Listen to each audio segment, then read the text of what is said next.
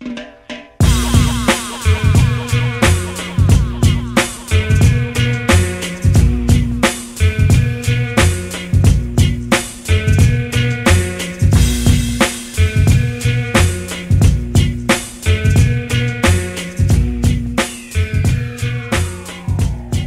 right, Drew Ebanks here with none other than Justin Jackson. Justin, how are you, my man? I'm good. Good to see you. You've been through a lot this year, and you've been doing a lot this year. Talk about your summer so far. Big Under Armour Association tour all over America. How was that for you? How did the team do? And what did you yourself get out of it? We did well. I do think we could have did a little bit better at the Under Armour tournament. We lost a little bit early to Team Philly, I believe. I do think that was a game we should have won. But overall, we did well as a team. A lot of guys got some looks, got some interest. I recently acquired an offer from Louisville, so I feel like that was a standout for the season. Now, in terms of that squad, we saw you play in Canada early on in the summer. When you went down to the States, did you take more of that leadership role? Is that the kind of role that you seem to see yourself taking going forward? Yeah, I mean, I see myself as a leader. I'm very vocal, easy guy to get along with, so I feel like those are some of the key things that you need to be a leader.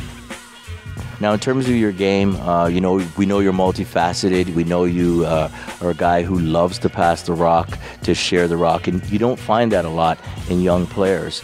So in terms of your game, what do you think you need to work on coming out of that Under Armour session? Mostly, I'd say my foot speed and just getting consistent jump shot. Because foot speed on defense, I feel that the positions I'll be playing in college and stuff, I think I see myself as more of a combo guard. So I'll be able to guard the ones and the twos, and I'll still be able to stay in front of the threes. That's excellent. And in terms of your team play, how has that been improved over this season as well, over the summer season? Over time, I mean, our team's like a family. We have chemistry on and off the court, so everything just flows. Whenever we're on the court, it's like we're all one. That's amazing. Now, you're a guy who also, wants to give back to the community a bit, and you've been doing some of that this season. How important is for you to be a role model to the youth coming up? I mean, we see what's happening in Canadian basketball, and you're a big part of the future. And so how important is it for you to be that guy that the kids look up to, and, you giving them all you can back to all these young guys coming up, and young ladies as well? It's an honor. I mean, it's very humbling to know that there's a lot of young kids out there that want to be just like Justin Jackson. I never would have thought that they would come, but it has. So for me, I'm just trying to keep God first and just try and set a good example for these young kids out there.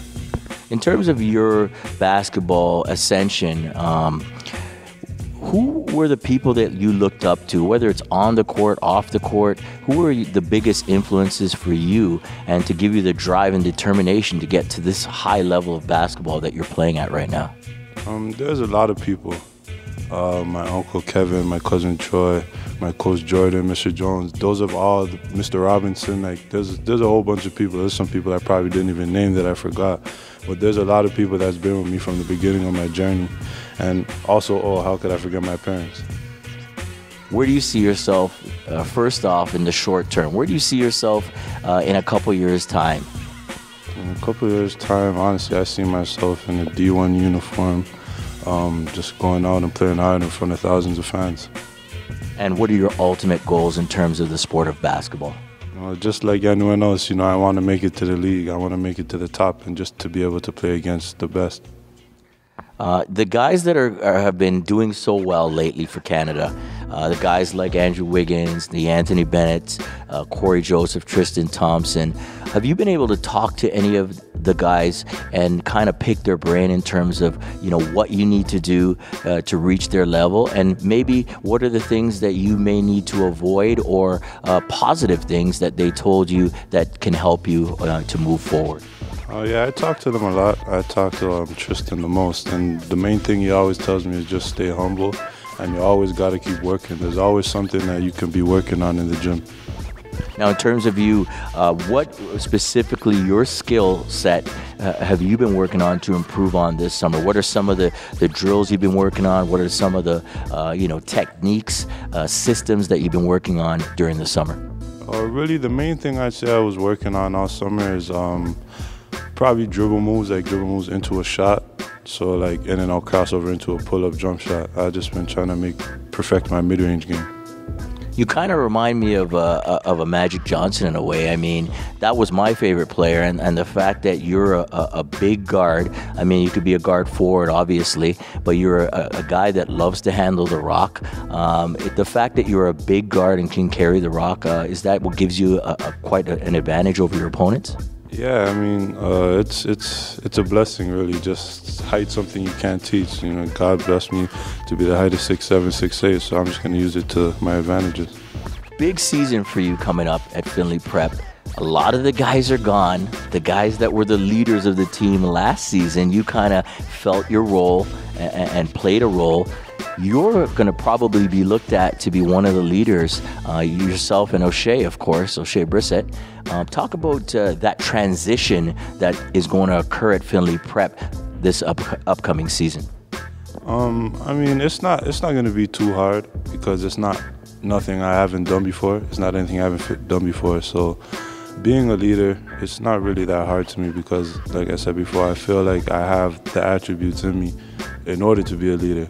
So school this year is going to be a tough fight. I mean, there's going to be a lot of teams out there that are reloading just like us. So it's going to be a big battle. Now, you and O'Shea, I mentioned him before. He was hurt for the season last season. Now, in terms of a dynamic duo, do you see yourself and him, of course, being that dynamic duo that can do some damage now that guys like Dylan Brooks are not there and some of the other leaders on the team? Oh, yeah, for sure. I mean, O'Shea, he's back off his injury. I think it was his first game he played with us. I think it was in Pittsburgh, I believe, or Indiana. First game he came, he got a big putback. I mean, so that just shows that he's ready. He's been working all summer. He's just got home after our last AAU tournament. He's been in the gym all summer, so I feel bad for the competition. In terms of, you making the transition from Canadian high school basketball and down to the States last year, what was the biggest difference that you noticed, and what was the toughest challenge for you, and how were you able to adjust to those challenges down there? The toughest challenge I'd say is just going up against the top players every day, especially because Rashad and Kelly are both the positions. Those are the 2 and 3. Those are the positions I play, so I'd have to guard one of them every practice. There you have it, my man. Well, Justin Jackson, what do you want to tell your Canadian fans and your American fans out there about what they have to look forward to this season from Justin Jackson? Just expect, a lot of buzz, a lot of noise. My team this year, we have a very good team, and I'm expecting us to do very big things. There you have it, my man Justin Jackson. Thanks a lot for giving us this time.